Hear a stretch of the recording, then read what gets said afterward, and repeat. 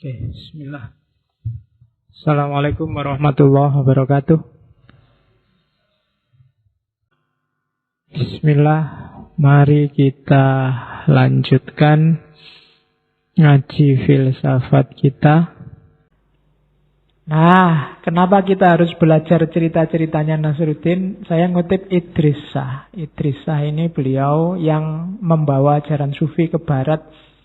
Buku-bukunya sangat banyak tentang tasawuf. Dan Idris Shah nulis 4 buku tebal tentang Nasruddin. Idris Shah ini dianggap salah seorang tokoh yang paling banyak koleksi ceritanya tentang Nasruddin. Kamu cari, ada online-nya, cuma yang online bahasa Inggris. Saya tidak tahu kalau kamu baca cerita lucu bahasa Inggris bisa ketawa apa enggak. Ya. Karena bagian yang lucu kamu tidak paham, terus buka kamus lama, diajak sak kata, ngono ya ora sida ketawa mungkin ya. Katanya Idris Shah, it is believed that the mystical effect of 7 Nasruddin tales studied in succession. Jadi dipercaya bahwa efek mistiknya ceritanya Nasruddin 7 saja. Jadi kamu nggak harus belajar semua. Kamu ambil 7 saja ceritanya Nasruddin, katanya Idris Shah, is enough to prepare an individual for enlightenment. Jadi sudah cukup untuk menyiapkan jiwamu menerima pencerahan. Jadi katanya Idris Shah, ambillah 7 ceritanya Nasruddin, kamu renungi, kamu gali sedalam mungkin, kamu akan tercerahkan. Tidak usah banyak-banyak. Karena kalau banyak-banyak mesti kamu kumpulkan lucu-lucu netok. Tapi ambil 7 saja. 7 terus kamu gali sendiri. Misalnya kamu beli buku yang anekdot-anekdot lucu-lucunya Nasruddin itu, kamu pilih dari sekian banyak, ini saya ngambil 7 ini mau saya perdalam. 7 itu cukup untuk mencerahkanmu. Jadi boleh kamu coba. Malam ini saya bawa beberapa agak banyak cerita-cerita. Nanti kamu pilih yang cocok sama dirimu. Kalau yang saya bawa ke sini ya maknanya dari saya. Tapi kamu harus menggali sendiri makna dari setiap cerita. Dan tidak usah khawatir. Kalau ini saya bawa Rumi. Bahwa sufi pun butuh tertawa. If you want special illumination. Kalau kita ingin dapat pencerahan yang khusus dari Allah, kamu ingin menggali pencerahan, caranya gampang, itu dari Rumi. Look upon a human face, tataplah wajah manusia. See deeply, tatap sedalam-dalamnya, within laughter, di balik tertawanya, the essence of ultimate truth, ada hakikat kebenaran yang sejati. Kamu cari rahasianya quote ini. Kenapa? Di balik tertawa itu ada hakikat kebenaran yang sejati kan. Tertawa itu 90% tulus. Kecuali tertawa yang tidak enak, yang dibikin-bikin. Tertawa yang hanya partisipasi. Ya, tertawa partisipasi itu misalnya kamu diajak ngobrol dosenmu, terus dia ngelucu. Jadi tidak lucu, tapi kamu tidak enak. Kalau tidak ketawa kan tidak enak. Kamu terpaksa tertawa. Jane ya tidak lucu. Nah itu tidak tulus namanya. Tertawa yang tulus. Ya. Tertawa yang tulus itu dari dirinya sendiri. Jadi karena alasannya memang keluar dari jiwa. Makanya di situ ada the essence of ultimate truth. Masa kamu kalah sama hantu-hantu itu? Hantu-hantu itu lebih ceria dari kalian. Mesti ketawa. Kuntilanak itu ketawa. Mak lampir itu ketawa terus kalau kamu malah merengut terus. Pendekar-pendekarnya malah merengut-merengut. Setannya ketawa semua. Kamu kalah sama setan-setan. Setan-setan lebih gembira. Kamu yang banyak sekali fasilitas, banyak anugerah, malah sumpek tiap hari. Oke, mulai sekarang mari kita tertawa. Termasuk yang bercita-cita jadi sufi harus bisa tertawa. Jangan serius terus, mentang-mentang belajar tasawuf terus kamu wajahmu serius terus. Ada apa-apa, astagfirullah, subhanallah. Yo, santai aja lah bro. Terus, nah kita masuk ke anekdot-anekdot ya. Ini anekdot terkenal sekali. Ajaran pertama dari Nasruddin. Jadi satu ketika Nasruddin ini sama anaknya jalan-jalan pakai keledai. Ini teman-teman pasti pernah dengar. Keluar pertama, Nasruddin sayang sama anaknya yang naik keledai, Nasruddin yang jalan. Ada orang lewat, komentar. Wah, itu anak muda kok tidak menghormati yang tua. Harusnya yang muda yang jalan di bawah. Yang tua yang naik. Yang muda kan lebih kuat. Akhirnya ganti posisi. Nasruddin yang di atas. Anaknya yang jalan di bawah. Jalan beberapa langkah lagi sama keledainya. Ada yang komentar lagi. Wah, yang tua itu tidak tahu diri, dia enak-enakan naik keledai. Anaknya suruh jalan kaki. Akhirnya sumpek lagi. Sudahlah. Naik bareng-bareng aja. Anaknya di pangku. Jalan berdua. Jalan berapa langkah, ada yang komentar lagi. Wah, ndak punya peri kebinatangan itu. Masa keledai seringkih itu dinaiki berdua? Apa yo ndak punya rasa sama sekali. Sumpek lagi.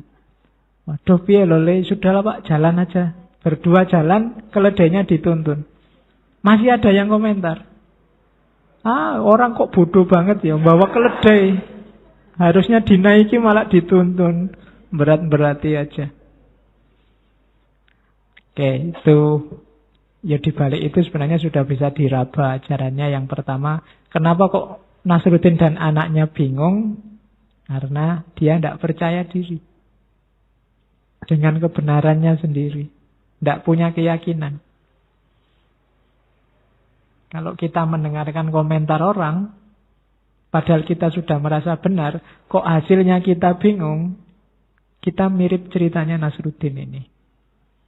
Wong tadi di awal sudah yakin, hanya dengar komentarnya temanmu yang satu itu atau musuhmu yang satu itu, sekarang kamu goyah. Padahal di situ ajaran utamanya apa?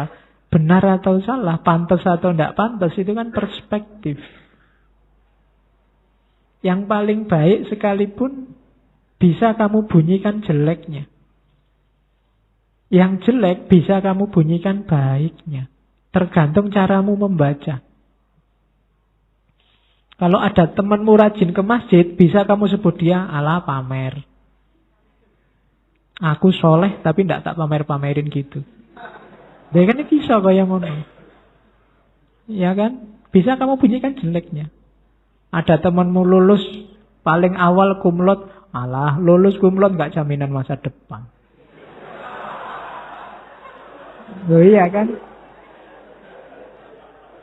Akhirnya kamu yang kumlot nggak jadi seneng. Kalau kamu nggak yakin dengan kebenaranmu sendiri, tiap hari hidupmu akan sumpek.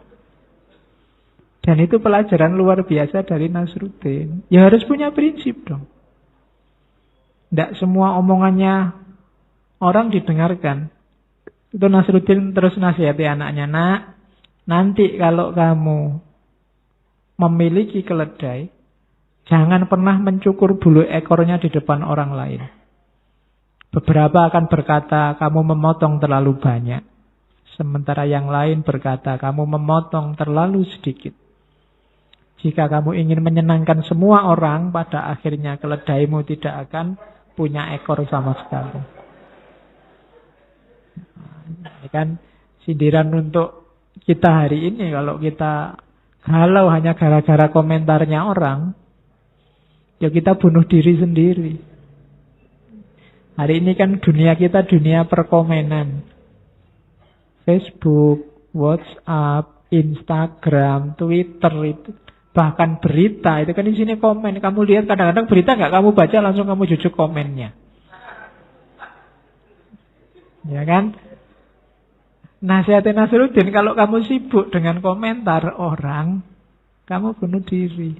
Pada akhirnya kudamu tidak akan punya ekor.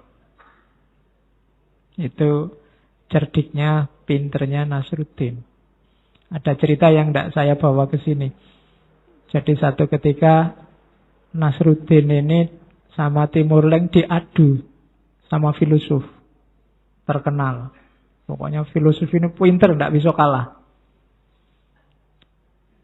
Jadi Timur Leng undang Nasruddin, katanya kamu ini orang bijaksana. Ayo kalau bisa, tandingi itu filosof terkenal itu. Nasruddin, oke, boleh, besok ya di tengah alun-alun. Iya wis, tidak apa-apa. Jadi setelah ketemu, filosofnya pertama ngangkat satu jari, telunjuk ini. Terus Nasruddin jawab 2 jari.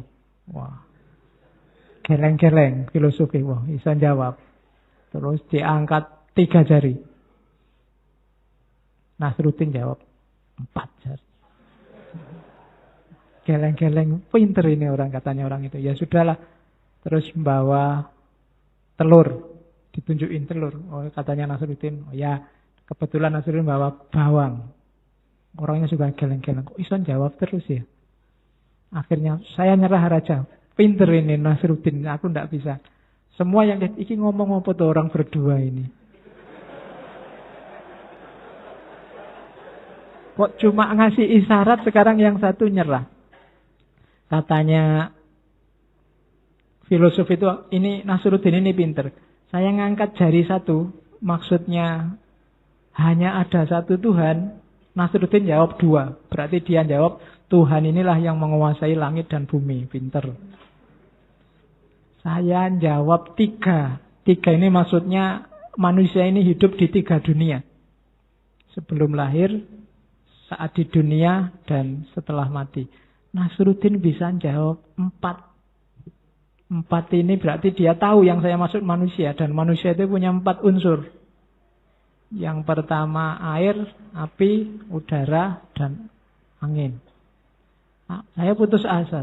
Untung saya bawa telur, tak tunjukin telur. Maksud saya telur ini menunjukkan kuningnya adalah buminya, putihnya adalah langitnya. Kok dia bisa ngasih bawang. Bawang ini simbol dari bahwa banyak lapisan-lapisannya langit seperti bawang. Dia pinter berarti. Semua tepuk tangan. Terus rajanya, Nasruddin, kamu kok sepinter itu? Tadi yang kamu pikir apa? Saya itu, waktu dia ngasih 1 jari, itu kan ngancam saya itu. Jadi, katanya Nasruddin, karena dia ngancam saya, tak ancam pakai 2 jari, tak culek matamu. Ya. Terus dia ngancam lagi, mau mukul saya 3 kali. Ya tak balas, tak pukul 4 kali kalau kamu nah, katanya karena saya sudah ngancam dia mukul 4 kali, akhirnya dia nyerah. Ingin bersahabat, ngasih telur. Ya tak kasih bawang.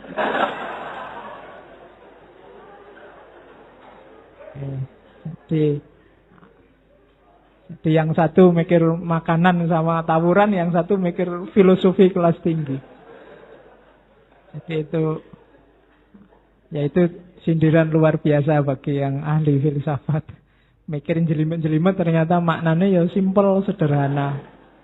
Tidak seruat yang dibayangkan. Oke, cerita pertama. Cerita kedua. Ini ceritanya Nasruddin waktu dia jadi qadhi di pengadilan. Ini banyak dipakai di cerita-cerita humor. Tapi sebenarnya maknanya dalam. Jadi waktu ada kasus, Nasruddin yang jadi hakimnya. Yang pertama nuntut jaksanya. Jaksa nuntut macam-macam dengan argumennya, terus Nasruddin melihat jaksa itu, iya, menurutku engkau benar. Terus pembelanya datang. Oh, tidak bisa, dia salah bla bla bla bla. Terus Nasruddin lihat yang pembela, menurutku engkau juga benar. Terus dua-duanya komplain. Lah kok bisa? Saya benar, dia benar, kan harusnya satu benar, satu salah. Kau juga benar ngomong gitu. Jadi tadi. Iki bener, itu bener. Yang menyanggah dua-duanya juga bener. Itu kan ya memang lucu, tapi di balik itu ada rahasianya. Itu di catatan saya, konflik itu kebanyakan kalau kita jeli bukan antara benar dan salah. Kalau antara benar dan salah itu gampang. Tinggal kamu milih yang benar. Tapi yang bikin susah itu apa? Seringkali konflik itu antara yang benar dan yang benar. Yang ini benar, yang itu benar. Itu butuh kebijaksanaan khusus untuk milih yang pas dari dua kebenaran itu. Dan jangan khawatir, apapun yang kamu pilih, insya Allah kamu jatuhnya pada kebenaran. Dua-duanya sama-sama benar. Tinggal kamu putuskan yang mana. Jadi tidak perlu harus gegeran. Wong podo bener. Kamu milih calon A, ya bener wong dia mencalonkan diri dan kamu pilih. Kamu milih calon B juga begitu. Tidak ada yang salah. Jangan membuat kesalahan baru dari dua hal yang sebenarnya sama-sama benar. Itu filosofinya. Yang kedua, bagi saya, hati-hati kalau memutus karena dua hal yang benar. Yang itu menurut perspektifnya sana sini benar, situ benar. Maka keputusan hukum itu tidak bisa didasarkan pada keyakinan kebenaran masing-masing. Kalau dasarnya keputusan itu keyakinan aku benar, itu mungkin maling itu jangan dihukum, dia yakin benar. Koruptor itu punya alasan, mungkin dia yakin dirinya benar. Maka tidak boleh menghukumi dengan dasar, oh aku yakin benar kok. Di situ gunanya hakim yang tidak bisa sembarangan. Dan yang ketiga, kenapa orang protes tadi? Nasruddin bilang kau benar, ini benar, itu juga benar. Karena biasanya orang mengharapkan kebenaran itu satu tunggal utuh, tidak ada tandingannya, ideal. Dan dalam hidup agak mimpi kita untuk ketemu yang semacam itu. Susah loh nyari kebenaran yang sempurna ideal itu. Jadi disindir oleh Nasruddin, loh itu ya benar, ini juga benar. Engkau yang komplain juga benar. Masing-masing ada sisi kebenarannya sendiri-sendiri. Jadi anekdot ini ada rahasianya, maka pakailah anekdot ini untuk kalau ada orang berkonflik. Jadi biasanya ya rata-rata ya semuanya benar. Cuma keputusannya tidak pada keyakinan kebenaran masing-masing. Nanti hakim yang menentukan. Nah, itu anekdot yang selanjutnya. Kalau ini cermin. Ini juga lucu. Nasruddin ketemu Timur Leng. Jadi ini Timur Leng ini nguji Nasruddin. Semua orang kan bilang bahwa engkau manusia pinter, bijaksana, bisa menyingkap kegelapan. Banyak orang terpesona oleh dirimu, engkau orang yang ajaib. Terus Nasruddin berdiri sambil membusungkan dada. Saya memang begitu. Nah, Rojone ini mangkel melihat kesombongan Nasruddin, dia jadi marah. Ya wes, kalau kamu ngaku orang hebat, sekarang tunjukkan seperti apa wajahnya setan. Nasruddin terus ngambil cermin. Paduka ke sini, ada di sini loh wajahnya. Coba lihatan sendiri. Itu kan kelihatannya lucu, tapi nanti kalau raja itu datang lihat cermin, yang kelihatan wajahnya siapa? Wajahnya raja itu sendiri. Jadi cerita ini lucu, tapi di balik itu ada rahasia-rahasia juga. Kelihatannya melecehkan rajanya, tapi ada rahasianya. Yang pertama apa? Setan itu menguasai kita kalau kita marah. Maka begitu tadi rajanya marah karena kesombongan Nasruddin, setan menguasai dia. Jadi oleh Nasruddin dikasih cermin. Kalau ingin lihat setan, ngoco. Sampean yang marah itu wajahnya ada di sini. Sedang dikuasai oleh setan. Kemudian yang kedua maknanya, jangan kesusu menghakimi. Jangan-jangan kita juga sama jelek. Ya Nasruddin sombongnya tadi ya bikin mangkel. Tapi marahnya raja juga tidak pada tempatnya. Itu rahasianya apa loh? Kamu yang marah sama orang yang jelek sama dirimu, ketika kamu marah, levelmu jadi sama. Ada orang maki-maki, kemudian kamu balas dengan maki-maki karena dia maki-maki Pak, jelek itu. Memang mulutnya nggak bisa dijaga. Loh, ketika kamu kayak gitu, levelmu sama. Kamu sekarang sejajar dengan dirinya. Nah itu dari anekdot ini. Jadi hati-hati, jangan-jangan kita ada di level yang sama dengan orang yang kita kritik. Dan yang ketiga, ini nasihat praktisnya. Kalau ada orang sombong, kalau ada orang marah, dan lain sejenisnya, solusinya satu. Ambillah cermin. Iya. Kalau kamu lagi marah, kalau kamu lagi sombong, kalau kamu merasa sedang melakukan kejahatan-kejahatan hati, bercerminlah itu maksudnya muhasabahlah. Lihat kembali dirimu. Itu makna dalamnya. Jadi kalian kalau besok ada tugas untuk khutbah Jumat, ambil satu anekdotnya Nasruddin terus ceramahmu pakai materi itu. Karena ternyata maknanya dalam. Kelihatannya lucu tapi dibalik itu mana? Kalau semula kan kalian membacanya cuma lihat lucunya saja. Tapi ternyata dibalik yang lucu itu maknanya dalam. Ada lagi yang saya bawa ini. Ini tentang keberuntungan. Satu hari ada orang debat sama Nasruddin, tidak selesai-selesai terus bilang gini. Oke Nasruddin, kita ambil koin untuk menentukan siapa yang benar. Terus Nasruddin jawab, oke. Kalau gambar kepala, katanya Nasruddin, aku menang. Tapi kalau gambar ekor, kamu kalah. Oh, itu kalau dipikir dalam kan menang-menangan itu Nasruddin. Jadi apapun yang terjadi, ya sing menang Nasruddin. Karena kalau gambar kepala, Nasruddin menang. Kalau gambar ekor, temennya kalah. Lihat doai. Oke.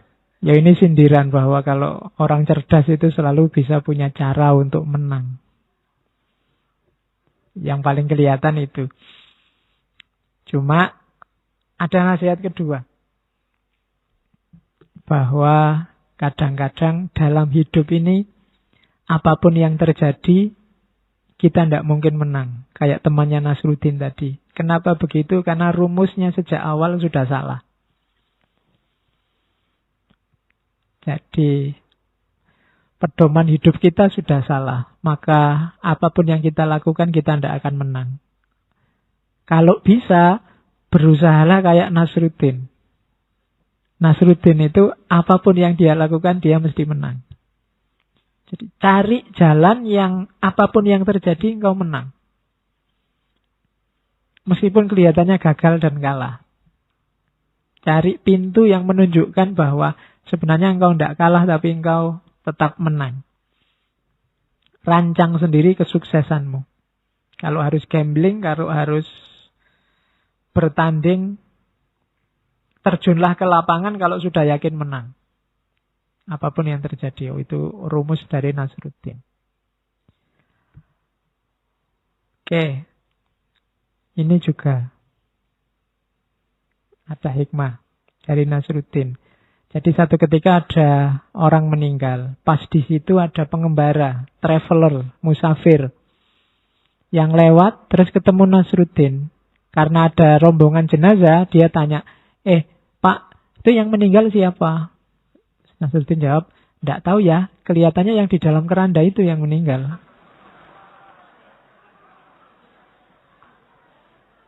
Nah, ya, itu kan lucu. Ya yang jelas Rahasianya yang pertama, ya Nasruddin jujur. Ya dia taunya itu. Tidak tahu detailnya. Ada lagi yang lebih dalam sebenarnya. Apa rahasia yang lebih dalam? Kalau orang sudah meninggal, identitas dan status saat ia hidup tidak penting lagi. Apakah itu yang meninggal Pak Lurah, apa Pak RT, Pak RW, apakah yang meninggal Presiden, tidak penting lagi. Statusnya sudah sama sekarang, jenazah. Ada yang lebih dalam lagi, yang ketiga. Itu tadi kan dia musafir, bukan orang situ. Meskipun Nasruddin ngomong yang meninggal Abdullah, yang meninggal Nasruddin, yang meninggal siapapun, dia ya tidak kenal, wong dia bukan orang situ. Jadi pertanyaannya sudah salah. Apa untungnya? Dia tahu, wong dia bukan orang situ. Jadi pertanyaan yang salah, ya jawabannya jadinya salah. Saya akhiri sekian. Insya Allah ketemu lagi minggu depan. Wallahul muwafiq. Wallahu a'lam bishawab. Wal afu minkum. Wassalamualaikum warahmatullahi wabarakatuh.